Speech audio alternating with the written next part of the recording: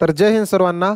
तर 13 डिसेंबर संध्याकाळी ठीक 11 वाजता SSCच्या वेबसाईटवर एक लिस्ट जारी केलं होतं SSCनं. म्हणजे जे SSC GD मध्ये 2024ला जी भरती झाली होती त्याच्यामध्ये जेवढे विद्यार्थी सिलेक्ट झाले त्याची फायनल लिस्ट SSCच्या वेबसाईटवर अपलोड झाली. आता लिस्ट अपलोड झाली हे ठीक आहे, पण ते लिस्ट काही जणांसाठी चांगली होती, काही जणांसाठी खराब होती. आता का चांगली खराब आहे? कारण SSCचं कट ऑफ, GDचं कट ऑफ हे थेट 123 प्लस गेले, 123 124 प्लस गेले फायनल कट ऑफ.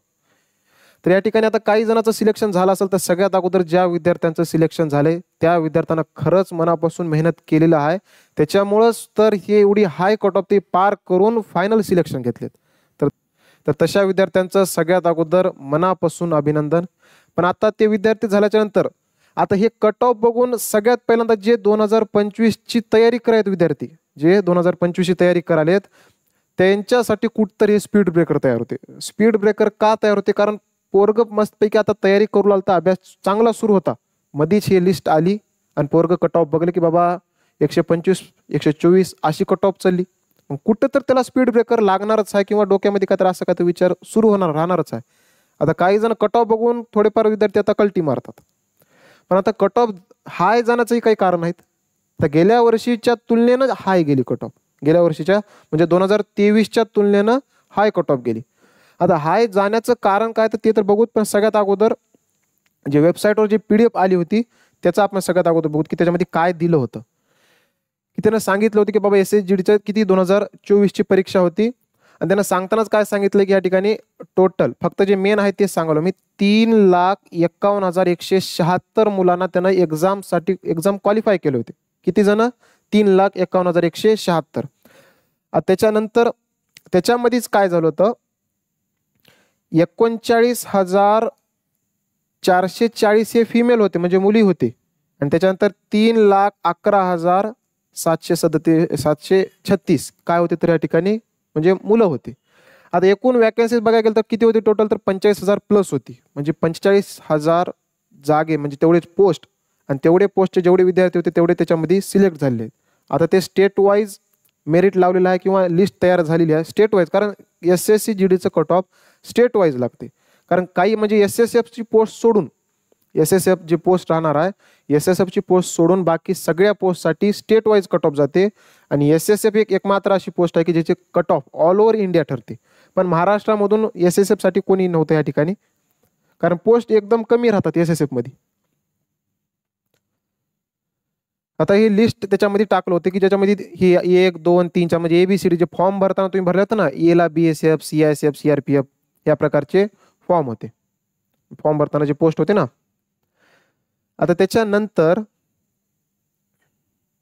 आता बाकी या PDF मध्ये काय सांगितले तर की वॅकन्सी किती होती, म्हणजे मुलांसाठी 41,467 मुलं मुली मिळून, ते फक्त त्याच्यामध्ये बाकी काही दुसरं नाही की किती होते काय नाही, तेवढंच सांगितले. बाकी याच्यामध्ये नवीन त्रास काय नाही.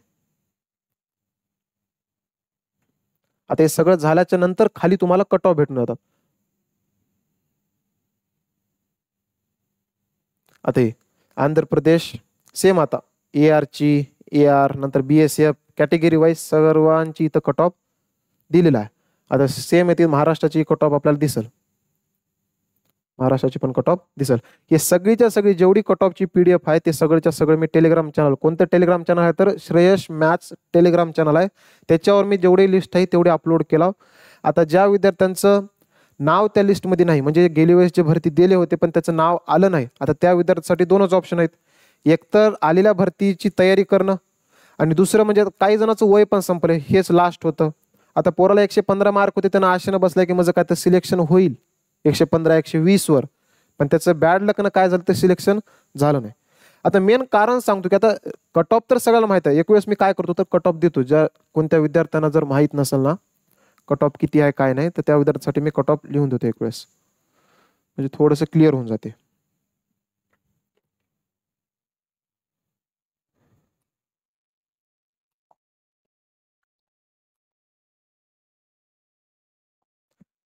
तर मी फक्त जनरल कॅटेगरीची कट ऑफ सांगतो की या ठिकाणी फक्त महाराष्ट्राची आहे, फक्त काय तर महाराष्ट्राची कट ऑफ सांगाल मी की BSF हे पहिल्यांदा मेल घ्या, म्हणजे मुलांचे कट ऑफ किती गेले. BSFची किती गेली तर 124 पॉईंट या ठिकाणी 99 गेली. त्याच्यानंतर सीआरपीएफची किती गेली तर 127.63 गेली. त्याच्यानंतर आयटीबीपीची 128 गेली. त्याच्यानंतर एसएसबीची कट ऑफ किती गेली तर 134 गेली. त्याच्यानंतर आसाम रायफल 131. आणि त्याच्यानंतर सीआयएसएफची किती गेली तर 136.63 गेली. कारण सगळ्यात हाय कट ऑफ, मी जसे पहिलेही सांगितलं होतं की सगळ्यात हाय कट ऑफ कशाची जाणार आहे तर सीआयएसएफचीच जाणार आहे. कारण पोस्ट साधी सुधी नाही, लई हटके पोस्ट आहे, त्याच्यामुळे कट ऑफ सुद्धा, कारण पहिली प्रायोरिटी सगळे पोर ह्याला देतात सीआयएसएफला. 136 कट ऑफ बी त्याची ठीकठाक गेली, 136.63 गेले. आता तेच जर मुलींसाठी जर सांगायला गेलं तर नॉर्मल फक्त मी 3-4 पोस्टी सांगतो. जसं की बीएसएफची मुलींची किती गेली तर या ठिकाणी 110 गेली. त्याच्यानंतर सीआरपीएफची मुलींची किती गेली तर 120 गेली. फायनल कट ऑफ आहे. आयटीबीपीची या ठिकाणी किती गेली तर 111 गेली मुलींची होई साईडची. सीआयएसएफची या ठिकाणी मुलींची किती गेली तर 120 गेली. बाकी ते एसएसबी किंवा एसएसएफ तर महाराष्ट्रामधून नाहीत तिथं पोस्ट, त्याच्यामुळे ते काही दिलं नाही. फक्त जे महत्वाचे होते पोस्ट त्याची cut of me final overall आढावा सांगलो की सगळ्यात कमी कट ऑफ हे बीएसएफची जाते, 124.99 गेली. आता हे कट ऑफ हाय जाण्यामागचं कारण काय? कट ऑफ तर समजलं आपल्याला, आणि ज्या विद्यार्थ्यांना 2025ची तयारी कराल ना त्यांना बघून पहिल्यांदा परेशान होऊन जाते की एवढी कशी कट ऑफ चालली. आता कट ऑफ जाण्यामागचं कारण बघा, मी सांगतो की कट ऑफ का चालले हाय.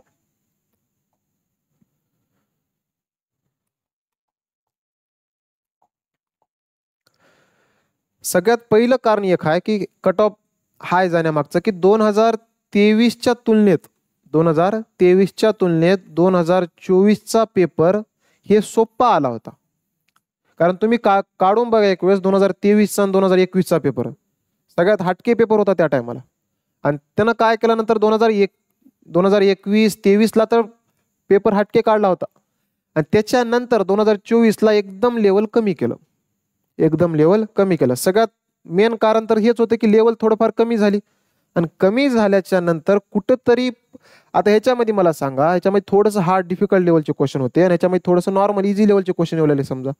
मग ऑफकोर्स ते साधारण साहजिक आहे की इथं कट ऑफ थोडंसं वाढणार आहे. पोरग जास्त मार्क पडणार आहे, पोरग काय करते तर जास्त मार्क पाडते आणि कट ऑफ हाय जाते. आता हे एक मेन कारण झालं. त्याच्यानंतर दुसरं महत्वाचं अजून कारण, एकतर पेपरचा लेवल तर इझी आला होता, त्याच्यासोबतच निगेटिव्ह मार्किंग 1/8 लावला. एसएससीने किती लावलं निगेटिव्ह मार्किंग 1/8, जे की 2023ला मला सांगा 1/4 होती निगेटिव्ह मार्किंग, 1/4 होती. आणि ह्यावेळेस किती लावले तरी 1/8. साहजिकच आहे की कट ऑफ वाढणारीच आहे. हे एक कारण, पेपर सोपा आला होता त्याच्यामुळं वाढली कट ऑफ. त्याच्यानंतर निगेटिव्ह मार्किंग हे तर सगळ्यात मोठं इम्पॅक्ट रोल केला असेल, सगळ्यात महत्वाचं. कारण आता 1/8 आहे, 1/8 केल्याच्या नंतर दोन गोष्टी तयार होतात तिथं. एकतर तुमचे मार्क कमी कटतात, हे तर झालंच निगेटिव्ह म्हणजे नॉर्मलायझेशन मध्ये किंवा निगेटिव्ह मार्किंग मध्ये. पण त्याच्यासोबतच पोरं काय करणार आहेत या ठिकाणी, जेवढे क्वेश्चन आहेत तेवढे टिक करणार आहेत. मग सेम हे पोलीस भरतीचं पॅटर्न आहे. पोलीस भरतीसाठी पोरग काय करते, सगळेच्या सगळे टिक करणार आहे, सगळेच्या सगळे प्रश्न टिक करणार. का? त्याला निगेटिव्हची भीती नाही, निगेटिव्ह नाहीच ना तिथं. मग आता इथं 1/8 जरी असेल तरी एक टाईपचं ते कुठं ना कुठं तरी इम्पॅक्ट करणार आहे ना कट ऑफवर, कुठं ना कुठं. आता पोरग 8 टिक करायलंय, 8 क्वेश्चन टिक करायलंय, 8 पैकी त्याचं एक बरोबर लागू शकणार का? लागू शकणार आहे, लागणारच आहे ना. आणि त्याच्यामध्ये त्यांना 8 पैकी ती एक लागतेच, आणि जेवढे वरी अजून एक्स्ट्रा चालले तेवढे त्याच्यासाठी बोनसच मार्क राहणार आहेत. मग कुठंतरी एक रोल महत्वाचं प्ले करते की 1/8 निगेटिव्ह मार्किंग झाली. दोन गोष्टी झाल्या. तिसरी गोष्ट अजून, तुम्हाला समजत असेल की जेवढे काही सिलेक्ट झालेले विद्यार्थी आहेत त्याच्यामध्ये काही पोलीस भरती करणारे सुद्धा आहेत महाराष्ट्रात, आणि ते सुद्धा सगळ्यात महत्वाचा रोल ह्याच्यामध्ये आलाय. पहिलं नव्हती, फक्त हिंदी आणि इंग्लिशवाल्यासाठीच अलाउड होतं. आता मराठीमध्ये पोरं पेपर देऊ लागत. मराठीमध्ये जसं झालं तसं कॉम्पिटिशन वाढणारच आहे. तर जसं जसं मराठीवाले आले कॉम्पिटिशन का वाढणार, वाढावंच लागतं. जे पोरग पोलीस भरतीच्या भरोशावर बसलं होतं ते काहीतर तेही अभ्यास केले, त्याचाही कुठतर अभ्यास कोणत्या ना कोणत्या भरती थ्रू काहीतर कामाला यावं लागेल. मग ते पोरं काय केले या ठिकाणी, जेवढेही काही पोलीस भरतीचे आहेत पोलीस भरतीचे इकडे आले. आणि त्यांच्यासाठी जास्त काय हार्ड नव्हतं. बुद्धिमत्ता जे पोलीस भरतीसाठी शिकले बुद्धिमत्ताला जास्त काय म्हणजे SSCचं आणि पोलीस भरतीचं जास्त वेगळं नाही, नॉर्मलच आहे. आणि महत्त्वाची गोष्ट म्हणजे बुद्धिमत्ता कव्हर झाली पोलीस भरतीवाल्या पोरांची. आणि अजून एक महत्त्वाचं म्हणजे हिंदी सोपी होती. हिंदीमधून मार्क वाढले, बुद्धिमत्तेमधून मार्क वाढले. पोलीस भरतीच्या पोराचं GS तर असं तोंडपाठ राहते की बस, GS मध्ये बी आले. आणि त्याच्यानंतर मॅथमध्ये थोडंसं ते एफर्ट मारले आणि मॅथमध्ये स्कोअर कव्हर केले, सिलेक्शन घेतले. म्हणजे तुम्ही आता जे फायनल रिझल्ट लागले त्याच्यामध्ये चेक करा की काही पोरं पोलीस भरती करणारे सुद्धा होते. आणि महत्त्वाची गोष्ट म्हणजे मराठी मीडियममधून सिलेक्शन घेतले ते, मराठी मीडियममधून आता वाढलेत. कारण मराठी मीडियममध्ये लेवल थोडासा वाढायला. आता कॉम्पिटिशन सुरू होते, खरी सुरुवात इथून होणार आहे. आता पहिलं हिंदीवाल्यासाठी थोडंसं बेनिफिट भेटलं होतं, पण आता मराठीवाले विद्यार्थी सुद्धा मैदानात उतरलेत. आणि जिथं जिथं पोरग फक्त पोलीस भरतीच्या भरोश्यावर होतं तिथं कुठं तर आता येऊन SSC GDC सुद्धा त्याच्यातून सुद्धा पोस्ट घेऊन आहेत. कारण पोलीस भरतीमध्ये थोडक्या मार्काने जे हुकलेले आहेत ते इकडे फॉर्म भरले होते. तुम्ही बघा आजूबाजूला तुम्हाला समजून येऊन जाते की पोलीस भरतीमध्ये थोडक्या मार्कानं गेलेलं पोरानं SSGDचं पेपर क्वालिफाय केले. आणि नुसतं क्वालिफाय केलं नाही, एवढे मार्क पाडायला सुद्धा कमी एफर्ट लागणार. ही सोपी गोष्ट नाही आहे. काय उगा अंदाजे टिक करून उगा सिलेक्शन घेतलं असं नाही. तुम्ही जे लागले ना विद्यार्थी ते 1001% मेहनत करणारच पोरग लागले. असं नाही की उगा कोणी येऊन टिक करून गेलं लागलं, मेहनत करणारच पोरग लागले. मग ह्याच्यावरून तुम्हाला सांगायचं काय होतं मेन गोष्ट, आता हे तर कट ऑफ वाढण्याचे कारण झाले. आता कारण काय, किती जरी केलं तर कट ऑफ आता तेवढी जाणारच. आता जे 2025 साठी म्हणालेत 2025 साठी, कारण हे जे SSCचं कट ऑफ आहे ना, जोपर्यंत ह्याची लेवल सुधारणार ना, जोपर्यंत थोडंसं ठीकठाक लेवल आहे ना, तोपर्यंत हे कट ऑफ कमी होणार नाही. जर समजा 2025 मध्ये बी ह्याच्यासारखाच जर पेपर आला, 2024 सारखाच जर पेपर आला, साहजिक आहे की कट ऑफ तेवढीच जाणार आहे, कट ऑफ तेवढीच जाणार आहे. आणि जर समजा 2025 मध्ये जर लेवल थोडंसं सुधारलं म्हणजे ठीकठाक केलं तर कुठं तर जाऊन कट ऑफ थोडीशी कमी येते. आणि अजून महत्त्वाची गोष्ट म्हणजे एक गोष्ट आपल्याला समजावं, हे जे SSCचं कोणतेही पेपर राहू द्या, SSC तुम्ही आपल्याला वाटायला की बाबा SSC GD आहे, अजून एक कारण सांगतो मी कट ऑफ का जाते. आपल्याला वाटते की आपण फक्त GD लेवल म्हणजे 10वी पास लेवलचे पोरं येत असतील तेवढ्यासोबत कॉम्पिटिशन असेल, पण कॉम्पिटिशन खरं तिथं आहे ना. SSCची तयारी कोणतीही करो त्यानं, SSC CGL करो, SSC CHSL करो, MTS करो, CPO करो, XYZ कोणती बी करो, ते पोरग GDचा सुद्धा फॉर्म भरते. आता मला सांगा SSC CGL करणारं पोरग आहे म्हणजे साहजिक आहे की त्याचं थोडंसं वरच्या लेवलचा अभ्यास झालेला असेल. त्यानं काय करते, जसं GDची वॅकन्सी निघाली त्याला काय राहते, फक्त एक्सपिरियन्स घ्यायचं राहते. एक्सपिरियन्स GDची निघाली की GDचे फॉर्म भरतात, पेपर द्यायला जातात. नंतर ग्राउंड बी फिजिकल देतात. फिजिकल चुकून पास जर झाले, कारण कसं राहते, जे पोरग CGL मध्ये सिलेक्ट होण्याचं चालय, CHSL मध्ये सिलेक्ट होण्याचं चालय, तयारी कराल तर ह्याची, पण ह्याच्यामध्ये सिलेक्ट होण्या गेल्यावर मग त्यानं कशाचं फॉर्म भरणार आहे, मग इकडे येणारच आहे ना त्यानं GD मध्ये. असं राहते. जे रँक 1, रँक 2, रँक 3 असे जे रँक पाडलेले आहेत का नाही, त्याच्यामध्ये तुम्ही पोरग बघा, ते पोरग फक्त GD करणारं नव्हते, ते कुठं तर त्याचा संबंध CGL सोबत होता, ते कधी बघायचं. कारण फक्त GD करणारं, ओनली GD करणारं रँक 1 आणू शकणार ते. कारण मी सांगलो CGL करणारे सुद्धा पोरं फॉर्म भरालेत. हेच काही 3-4 गोष्टी होते की ज्याच्यामुळं कट ऑफ हाय चालली. आता 2025 साठी जर समजा लेवल जर थोडं जर ठीकठाक आला तर कट ऑफ कमी जायची शक्यता आहे. आणि जर समजा लेवल वाढली, कारण आता कॉम्पिटिशन विद्यार्थी संख्या एवढी उतरली ह्याच्यामध्ये की आता त्याला लिमिट नाही, पोरं तर वाढूच लागलेत. कारण लँग्वेजमध्ये लँग्वेजमध्ये पहिल्यांदा का कमी होत होतं, कारण पहिलं फक्त हिंदी होतं, आता मराठी बी आलंय. ह्या वेळेस सुरू झाली मराठी, आता पुढच्या वेळेस अजून थोडंसं लेवल वाढते पोरांच्या सिलेक्शनचं. आणि असं करत करत करत करत हिंदीवालेही सिलेक्शन घेणार आहेत, मराठीवालेही सिलेक्शन घेणार आहेत. फक्त सिलेक्शन कोण घेणार आहे, जे विद्यार्थी आपलं 100% देऊन मेहनत करायला ना, त्यानंच सिलेक्शन घेणार आहे. ह्याच्यावरून आपल्याला फक्त एकच गोष्ट समजावं, आता जी आपल्याला समजले ना कट ऑफ एवढी हाय गेली ना, त्या कट ऑफचा परिणाम आपल्या दिमागावर होऊ नये. कारण ती म्हणलो की ते स्पीड ब्रेकर सारखं काम करते. स्पीड ब्रेकर, आपली गाडी प्रॉपर वेनं चालली होती, पण मध्येच एक स्पीड ब्रेकर आलाय, गाडीची स्पीड कमी होणारच आहे हे कट ऑफ बघून.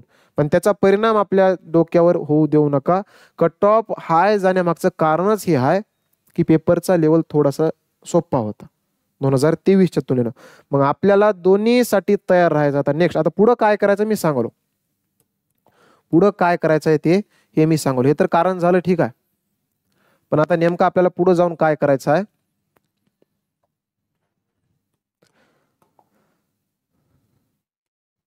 आता ज्या माइंडसेटनं तुम्ही अगोदरपासून तयारी करू लागल्या होत्या त्याच माइंडसेटनं आता पुढे तयारी करायचं आहे. आता हे कट ऑफ बघून तेवढं डोक्यावर परिणाम घ्यायचं नाही, कारण असंही आपल्याला पेपर द्यायचा आहे. कट ऑफ बघून काय होणार आहे, काहीच होणार नाही. पेपर तर द्यायला जाणारच हो, आणि आपल्याला ऑब्जेक्शन बी घेता येणार की का कट ऑफ वाढाली. फक्त आपल्या हातात एकच गोष्ट आहे की आपण खाली मान घालून तयारी करणं बस, आणि एक्झामला जाणं. मग आपल्याला काय करायचं या ठिकाणी प्रॉपर लक्षात ठेवायचं की आपल्याला एक 40-45 दिवसामध्ये काय करायचं काय नाही त्याच्यावर एक सेपरेट व्हिडिओ आणलो होतो मी. ते प्रॉपर आपल्याला बघायचं सगळ्यात अगोदर. ते बघून आपल्याला स्ट्रॅटेजी तयार करायची की 45 दिवसामध्ये आपल्याला काय करायचं आहे. आत्ता जर सुरुवात केल्या नसाल तर आता जिंदगीत कधी तयारी होऊ शकणार. सगळ्यात महत्त्वाचा टाइम आता सुरू झालाय. आतापर्यंत खरं म्हणजे तुम्ही तयारी सुरू करायला पाहिजे होतं, पण जे विद्यार्थी अजून केले नसतील, जे पोरं 1-1 वर्षापासून मागे लागलेत नाही या भरतीसाठी, ते पोरं 1001% सिलेक्शन घेऊन जातात. इमानदारीनं जर मेहनत केल्या प्रॉपर तर 1001% सिलेक्शन कोणी रोखू शकणार. त्याच्यामुळं असं नाही की मी 2 महिन्यामध्ये सिलेक्शन भेटू शकणार. 2 महिन्यामध्ये तुम्ही लागलेल्या पोराकडे बघा ना. तुम्ही 2 महिन्यामध्ये वाटते का ते पोरं 2 महिने तयारी करून सिलेक्शन घेतलेलं आहे. 1-1 वर्ष 2-2 वर्ष घिसलेले पोरं आहेत, आणि कुठं तर ते जाऊन 2 वर्षाची मेहनत त्याची कामाला आली. मग आपल्यालाही फक्त 2 महिन्यामध्ये सिलेक्शन घेणं होईना, एफर्ट आपल्याला 100%च द्यावं लागेल. तुम्ही जर 99% जरी एफर्ट दिल्या तरी सुद्धा तुम्ही त्या रेसमधून बाहेर होता. 99% जरी एफर्ट दिला, कारण इथं पोरं 100% देऊन त्याचा रिझल्ट भेटणार चालेल. आता जे पोरं लागले ते तर मेहनत केलेली आहेत, पण आता काही विद्यार्थी असेच आहेत, काही विद्यार्थी असे आहेत की माझ्याच ऑफलाईन मधले स्टुडंट सांगवलं मी, 126 मार्क आहेत त्याला. किती आहेत? 126 मार्क. त्याला 1001% पोस्ट भेटत होती, पण फायनल मेडिकलमध्ये कटून गेला. ग्राउंड बी पास, ग्राउंडमध्ये तगडा, मेडिकलमध्ये कटला. आता हे ना काय करणार आहे आता, ते बॅड लक ठरलंच. कशामध्ये कटल्यानं? मेडिकलमध्ये. म्हणजे चांगले मार्क असून सुद्धा पोस्ट फिक्स होती तरी सुद्धा मेडिकलमधून बाहेर, असेही काही विद्यार्थी आहेत. कारण कंडिशन आता कशी झाली माहिती आहे का, जे पोरं ॲक्च्युअलमध्ये आहेत ना इमानदारीनं तयारी करत होते पण बायचान्स फेल झाले ते. कारण गावामध्ये कसं राहते, आपल्या सगळ्यात महत्वाचं टेन्शन तर गावामधलंच राहते. गावामध्ये जर समजा एखादं पोरग जर लागलं, चांगली गोष्ट आहे ते लागले म्हणजे, पण ते एक पोरग किंवा 2 पोरग जे लागलेले राहतात एका गावामधले, तुमचेच मित्र असतील समजा, आता त्या पोराला जे जण फेल झाले ना त्याला गावाकडे जावं वाटणार चले. का जावं वाटणार चले? गावामध्ये चर्चा काय सुरू असेल आता की बाबा हे पोरं लागलेले आहेत, हे पोरं लागलेले आहेत. मग आता त्यानं काय करते आपल्या ह्याच्या बापाला विचारते की बाबा तुमच्या पोराचं काय झालंय, तुमच्या पोराचं काय झालं, तुमचंही पोरग तयारी करत होते की सकाळ सकाळी रनिंग करताना दिसलंय, सगळं झालंय, मग तुमचं पोरग लागले का नाही? सगळ्यात मनाला लागणारा प्रश्न तो आहे. आता आपल्याला विचारतात, आपण समजा कुठं स्टडी पॉईंट लायब्ररीमध्ये अभ्यास करत असेल, पण गावामध्ये गेल्याच्यानंतर कोणाला विचारणार आहेत? आपल्याच वडिलाला विचारणार आहेत, तुमच्या पोराचं काय झालं. सगळ्यात त्याच टायमाला मनाला लागणारा जर त्या टायमाला जर कोणता प्रश्न असेल ते राहते. कळलं का? ही आता अशी कंडिशन येणार आहे. आता ज्यांना रिअलमध्ये एफर्ट मारले पण बॅड लक न हुकले ना, त्याच्यासोबत अशी कंडिशन येणार आहे. आता काही काही पोरं तर गावाकडे तोंड सुद्धा दाखिनात चलेत, गावाकडं तोंड सुद्धा दाखिनात चलेत, म्हणजे अशी कंडिशन येऊ लागली. आणि हे रिअल गोष्ट आहे. तुम्ही बघत असाल की 100% एफर्ट मारून सुद्धा जर भेटत नसेल तर कुठे तर मनाला वाईट वाटणारच आहे. कारण गावातले काय बघणार आहेत? फक्त तुमचं सिलेक्शन बघणार आहे, तुमचे एफर्ट कोणी बघणार? तुमचं फायनल फक्त सिलेक्शन बघणार आहेत. हा, लिस्टमध्ये नाव आले का बस. जर लिस्टमध्ये नाव आलंय तर ते पोरग इमानदारीनं मेहनत केलंय, रात्रातभर अभ्यास केलंय, भले ते तिकडे काय का करणार, रात्रातभर अभ्यास केले, तुम्ही काही जरी सांगले तरी त्याला पटते. पण जे पोरग 100% एफर्ट मारून सुद्धा फायनल लिस्टमध्ये जर आलं नाही तर त्याला लोक नावच ठेवणार आहेत.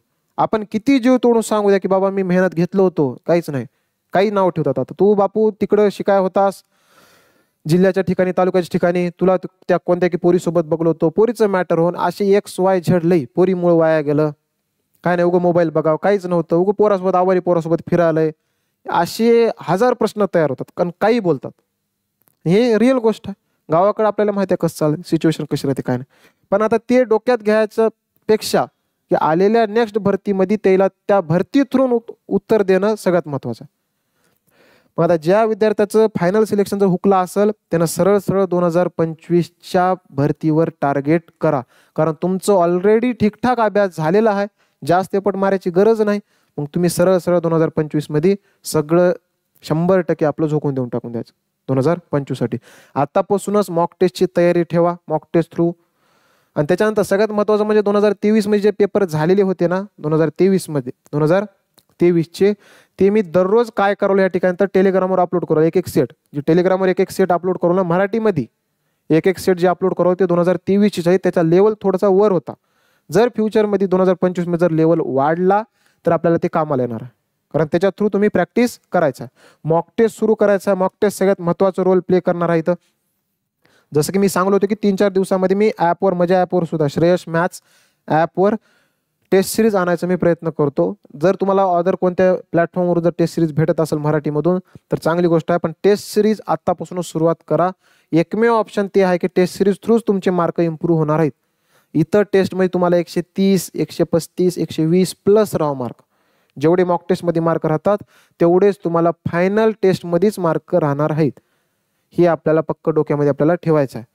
तर आता अशा प्रकारे हे होतं कट ऑफ हाय जाण्यामागचं कारण. जे बी काय झालंय ते मी तुम्हाला सांगितलं. पण आता ह्याचा परिणाम आपल्या अभ्यासावर आता होऊ नये हे बघायचं. फक्त एक वेळेस बघायचं आणि वापस जे आपण पहिल्या दिवसापासून तयारी केल्या होत्या सुरुवात केल्या होत्या त्या जोमानं अजून आपल्याला तयारी करायचं आहे. हे आपण सगळ्यांनी लक्षात ठेवायचं आहे. तर आता बाकी जे नेक्स्ट चॅप्टर आपलं राहणार आहे. आता 3 चॅप्टर मी अपलोड केलं होतं 1 शॉर्ट लेक्चर मॅथसाठी. कारण सगळ्यात महत्त्वाचं रोल तर मॅथच प्ले कराले. मॅथ कारण रिझनिंग हिंदीमध्ये पोरग पाडाले. हिंदी तर सोपीच होती. GS ठीकठाक पाडलं आणि रिझनिंग सोपी ती बी आली होती. पण मॅथमध्ये सगळ्याची विकेट पडाली आणि मॅथलाच टार्गेट तुम्ही जास्त करा. कट ऑफ पार होऊन जाते. एकमेव ऑप्शन कोणता आहे तर मॅथमध्ये स्कोअर करा तुम्ही. ज्यांना कट ऑफच्या महाग आले त्याला माहित आहे की मॅथमुळे आपलं स्कोअर महागे आले. मॅथ आणि GS हे दोनच विषय आहेत जिथं आपला स्कोअर आपल्या महाग वळते. मग त्या 2 विषयावर आपल्याला माहिती आहे की नाही 2 विषय महाग वडणार आहेत. मग त्या दोन्ही विषयावर आत्ताच काम करा. कारण पेपरच्या अगोदर 15-20 दिवस काहीच अभ्यास होईना. आत्तापासूनच सुरुवात करा. कारण कसंही केलं तर पेपर द्यायचा आहे. कट ऑफचं तेवढं आपल्या डोक्यावर परिणाम होऊ नये. तर भेटूत आपण आता नेक्स्ट व्हिडिओमध्ये. धन्यवाद.